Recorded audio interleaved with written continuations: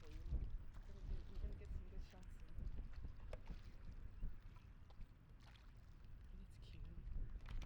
It's cute. Originally, I grew up in New Orleans East. My family is mostly from the Ninth Ward, and maybe around like 3 or 4, we moved to New Orleans East, and around like 2001, 2002 is when we were pretty much settled into our new home.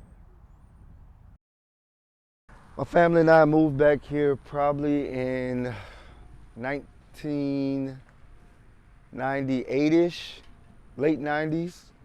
And we stayed here from 8th grade until I graduated in 2003.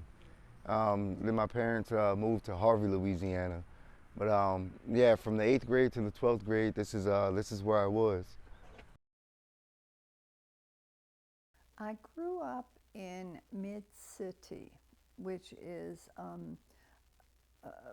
Broad and Canal and Bank Street in that area, and spent most of my young life there. Mid-City was wonderful. It was neighborhoods, very diverse neighborhoods. We had African Americans, we had French, we had Italian, all within, all on the same blocks quite often. It was never anything that you had to worry about. But it's just typical, just barbecues, neighbors inviting neighbors over. You got people working on the cars, you got children playing outside. It's like a community feel. It's small, and this is a small subdivision, so it's like everybody knows somebody that knows somebody. Knowing that I knew neighbors by name, if I needed help, I had somebody to go to, or if I wanted to go play, I knew that like the children outside were safe to engage with. We even roamed around the neighborhood without any question. Even then, it was like if another parent saw you out kind of getting into trouble and stuff, you you were gonna be, you're gonna be dealt with at the end of the day, which was still cool to me, knowing that there's a entire community, at least a block and a half of people who care about your well-being, not just their home or their children. It was pretty much all of us working together on the block. Um, and the vendors, every day we'd have mule-drawn carts with vendors, watermelons for sale, rags, um, vegetables, all that stuff, would be for sale. You could stop them and buy things. But what showed that we were so communal was that a person from one household could go around 2 blocks knocking on doors, letting neighbors know, like, we having a party on Saturday, we having a party on Sunday, and if you see so and so, you could tell them, because when I knocked on the door, they didn't answer. So, like, we had a lot of respect for each other, especially knowing that we had all moved on the block at the same time. We all trying to pretty much accomplish the same things by building our homes, and most people had families. It was like, we were gonna be there long term, so why not be communal? Why not be helpful and friendly? I think that's what separates us from a lot of places. We're not afraid of diversity. So growing up, I just thought there was no other place on the earth that was as good as New Orleans, and I still feel that way to a certain extent. I am ashamed of what I'm saying about the city now. After the storm, after Katrina, not immediately after, back in like 2005, a lot of people were displaced from the city.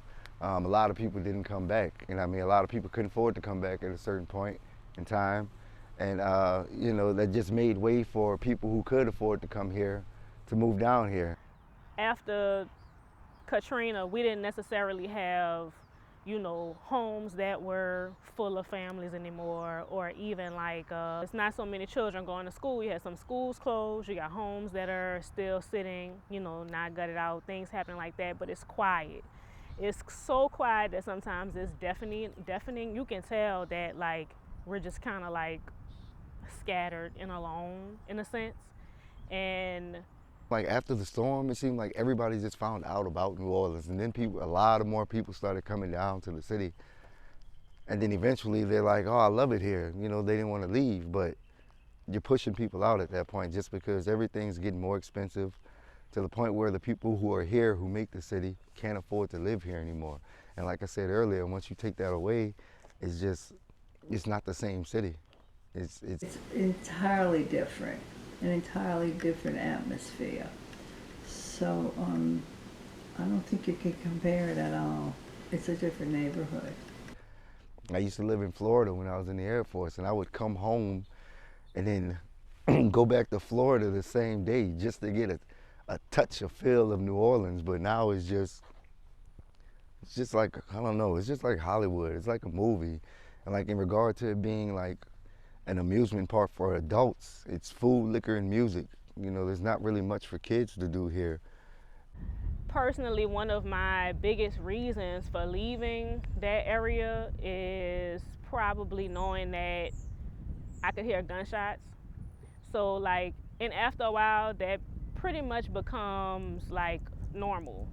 Everybody wants to come to New Orleans, so there are plenty of hotels and plenty of places of entertainment, which would lead to plenty of jobs, but those jobs aren't paying any money. It's just like as many festivals that are here on a yearly basis, and as much money that comes through the city, and as many people that visit this city on a yearly basis, I feel like the streets should be paved with gold. Like this money, I mean, excuse me, this city should have money enough, definitely enough money to help out the homeless population, which is also rather large. It's like that's another thing that makes New Orleans fake. It's just like everything that glitters isn't gold because poverty is very high here. And I just really miss how intimate New Orleans used to be. Like, I really don't want to live here anymore. And there was a certain point in time where you could not get me to leave this place. But, you know, I miss the old New Orleans. This isn't my New Orleans.